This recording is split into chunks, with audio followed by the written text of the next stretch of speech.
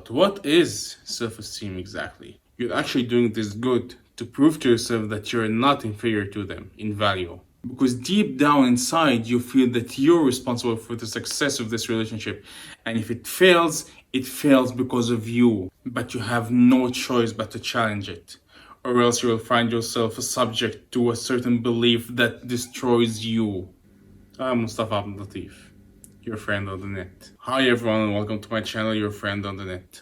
I am Mustafa Abdul Latif, I make coaching videos and I created this channel so we can all grow together and become better versions of ourselves. So hit the like and the subscribe if you're not, and don't forget to hit the notification bell so you get notified whenever I release a brand new coaching video. And let's get into today's topic. So today I'm going to talk about self-esteem.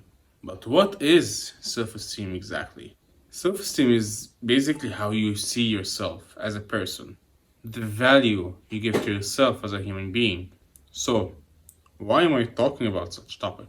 Because self-esteem is something that can be changed. Some people might think they're born with a certain level of self-esteem that cannot be changed. But I'm here to tell you that this is wrong. You can improve your self-esteem. And there are also factors that might negatively affect your self-esteem. And that's what I'm going to talk about today. So, what are the signs of low self-esteem?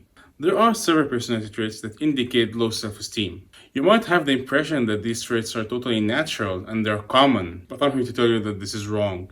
And I'll tell you why in a second. The first sign of low self-esteem is that you tend to go above and beyond to please others, even at your own expense sometimes. Some people might think that this is just someone being nice and being a good person, but this is wrong. You're not doing this because you feel inside that you're a good person. You're actually doing this good to prove to yourself that you're not inferior to them in value. The second sign is that you tend to criticize yourself quite harshly. And I've talked about this in a previous video. I talked about the difference between constructive self-criticism and self-flagellation.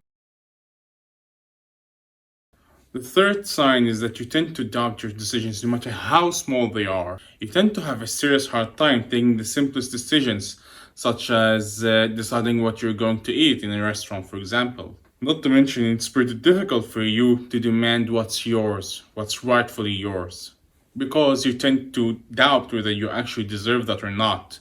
So if you're like working so hard and you're doing a good job, you tend to be afraid to discuss a promotion with your manager because you tend to doubt yourself. The fourth and last sign I'm going to talk about in this video is that you tend to only see your flaws.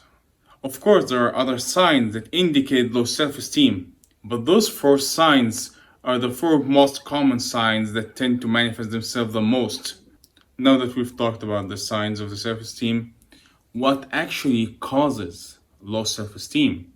You need to know that if you don't have hereditary mental problems, then your low self-esteem is highly likely to be caused by external factors. One of the reasons for low self-esteem is bad upbringing. The parents tend to overestimate the magnitude of the mistakes that the kids make comparing to the reward they give to the kids when they do something they deserve rewarding for. I understand that parents do this in order to push their kids to do better, but unfortunately, it rarely has the intended effect. That's why I find it important to advise the parents. I know you mean well, but please be careful because you tend to have the opposite results almost every time. Another reason is that if the kid was subjected to abuse by one of his parents or both his parents, especially if the kid was a victim to a narcissistic parent, they tend to exploit their kids in the worst way possible. Their narcissism feeds off of the kid, and unfortunately they know very well how loyal their kids are to them, and they use this loyalty against them. Another reason of low self-esteem that has nothing to do with upbringing is that the kid couldn't make good friendships during adolescence. For example, he was being bullied or exploited by his friends. And of course, toxic relationships are one of the biggest reasons why would someone have a low self-esteem. Because in toxic relationship, the abuser tend to use and exploit your loyalty to harm you even more. And unfortunately, if you have a low self-esteem already, you tend to cling more to those relationships. Because deep down inside, you feel that you're responsible for the success of this relationship. And if it fails because of you. And I will talk about toxic relationships in a future video. But please, if you find yourself in a toxic relationship, leave. You're not responsible for the success of a relationship with someone who enjoys hurting you. So, now that we've talked about the possible reasons, what can we do to improve our self-esteem? The first step for you is to identify the core beliefs that cause this low self-esteem. Some of the very common reasons why you tend to have a low self-esteem is that you believe you're not good enough, you're not strong enough, you're not brave enough, you're not enough. There are several beliefs that might lead to low self-esteem, but the main reason, the main belief is that you tend to believe you're not enough. You're not good enough, you're not brave enough, you're not smart enough. It just has to do with you being not enough. And there are questions that you can use to identify those limiting beliefs. You can start by writing about yourself. Write how you see yourself, and then question why you see yourself that way. You can begin by writing about yourself, writing how you see yourself, and question your opinion about yourself, like why you think that way. And by the way, I also plan to make a video about how to identify limiting beliefs. The second step you need to take is to identify safety behaviors. If you're unfamiliar with this term, it's basically a pattern of behaviors that the person tends to follow in order to avoid facing himself, because he knows that he will be hurt once he does that. So what you need to do is to identify those behaviors and do the exact opposite. You have to confront them and challenge them to prove to yourself that things are not as bad as you think. And by the way, your success here is not guaranteed. You can very well do something that further confirms your belief about yourself. But you have no choice but to challenge it, or else you will find yourself subject to a certain belief that destroys you. Try.